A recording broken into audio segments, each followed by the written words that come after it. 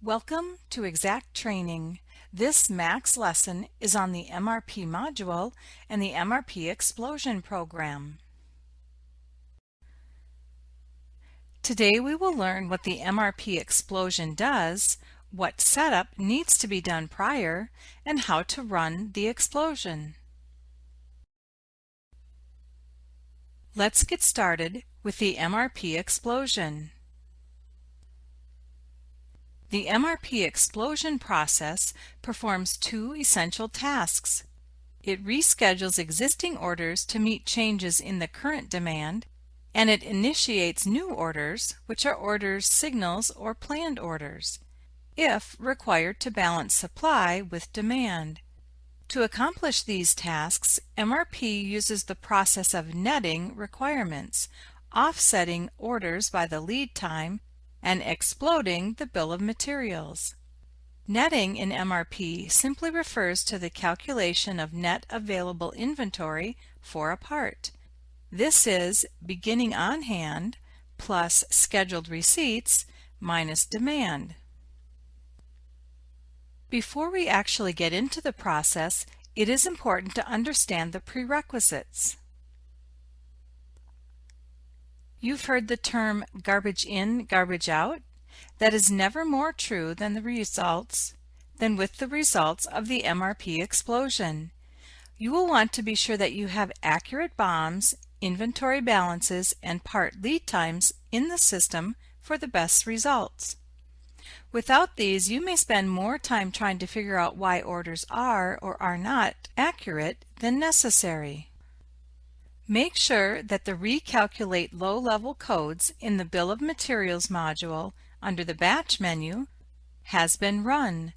This ensures that the level codes that the explosion will use to determine how to roll down the demand are accurate. The explosion accesses parts in low-level code sequence, starting at the top of the product structure. If the low-level codes are inaccurate, the results of the explosion are invalid. Run the MRP Regenerate utility in the MRP module Batch menu. This removes the old planning orders that may no longer be required. Both of these utilities are covered in available training videos. And finally, make sure all users are out of max. This guarantees that no changes to the orders or no new orders are added when the program is attempting to net the supply versus demand. Doing so could result in incorrect planned orders for the parts on the orders. Let's take a look at the MRP explosion itself. We'll be following these steps. From the Max System Manager, we'll go to the Materials tab and choose the MRP module. From there, we'll choose the Batch menu, the MRP Explosion, and we will select the options we'd like and then Process. From the System Manager, choose the Materials tab and launch the MRP module. When the module opens, choose the Batch menu and choose MRP Explosion from the list. The MRP Explosion window is now open. Before we begin, let's look at some user preferences. These will be used each time MRP runs and only have to be set once unless you will be running MRP on other workstations. Then they will need to be set on each workstation. Click on the Options menu and select Preferences. And the Preferences window will open. The first option is the explosion type.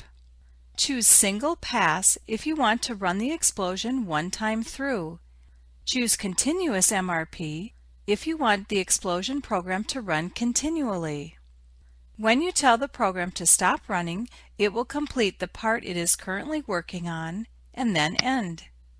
We strongly recommend using Single Pass.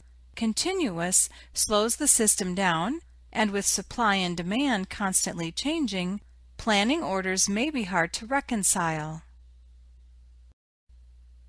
For the section on ROP logic, you can also specify whether or not you want MRP to generate exception messages for reorder point parts, which are part type codes of C, D, X, or Y, when the demand causes the net available to fall below the reorder point.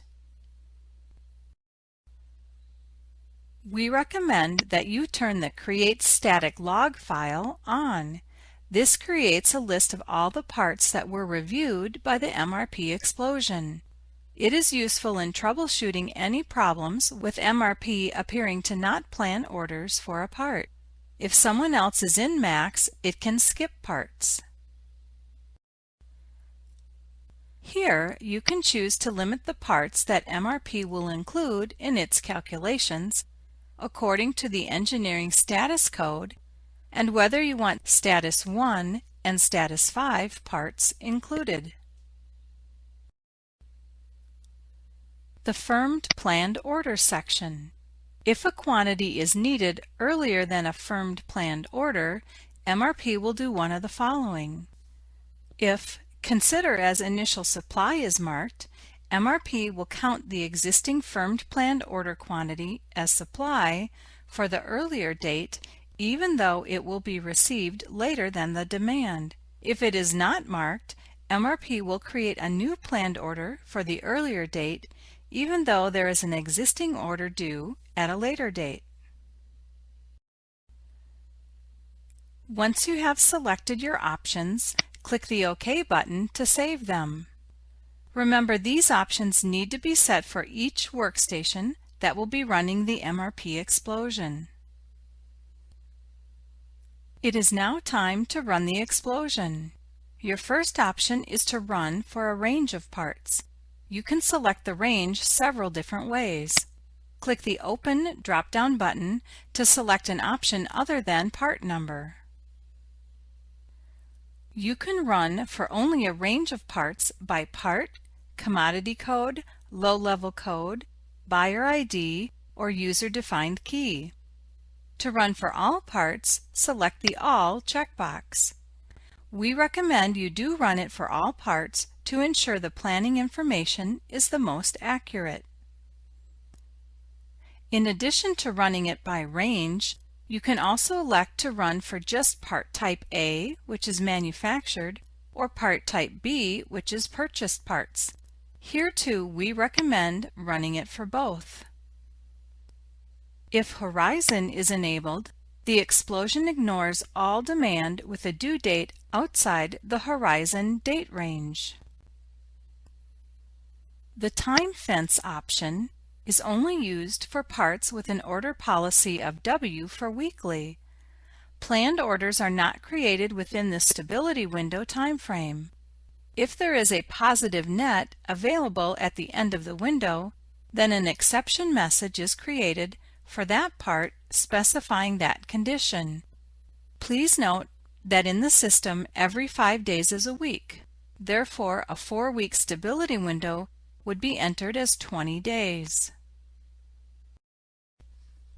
For the unit of measure, you can designate how you want MRP to round a specific or all units of measure for all requirements and planned orders at the time of creation.